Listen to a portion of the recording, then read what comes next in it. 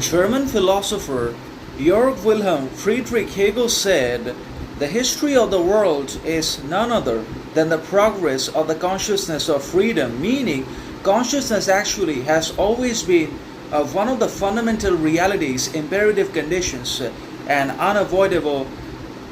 requirements governing not only life itself in its entirety, but also something which is undeniably responsible in the determination of man's attitudes, mentalities, perceptions, and ultimately in the influence of their actions, behaviors, relationships, and obviously their own progress. Learning, growth, utility, and success also depends upon their achievement and enlightening of consciousness in one way or another, because if we don't make the unconscious conscious, it will control our whole life and we will call it fate. So basically we have to make our consciousness reasonable, rational, authentic, sovereign, and individual, so that it does not live in its own shadows and darknesses of ignorance, arrogance, frustration, desperation, hopelessness, etc. And so that it does not become its own enemies that hurts our progress and destroys our relationships. So we have to bring our consciousness into the light of reason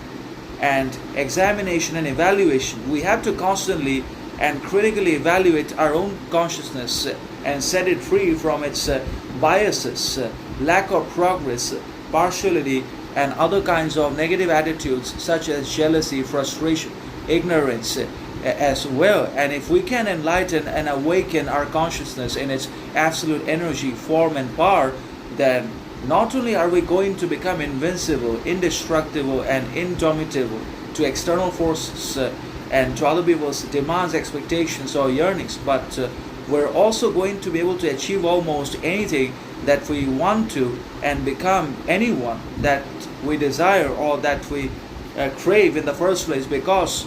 of our awakening of the consciousness, and also because of the utilization of its absolute power with authority, distinction, sovereignty, and individuality, by not getting controlled, manipulated, or dominated by external yearnings, materialistic possessions, societal diversions, filth, hypocrisies, double standards, etc., and by also not wanting external validation, societal acceptance, applause, etc. So the history of the world can also be measured by the progress that the human consciousness makes, or that it has been able to make over centuries and decades of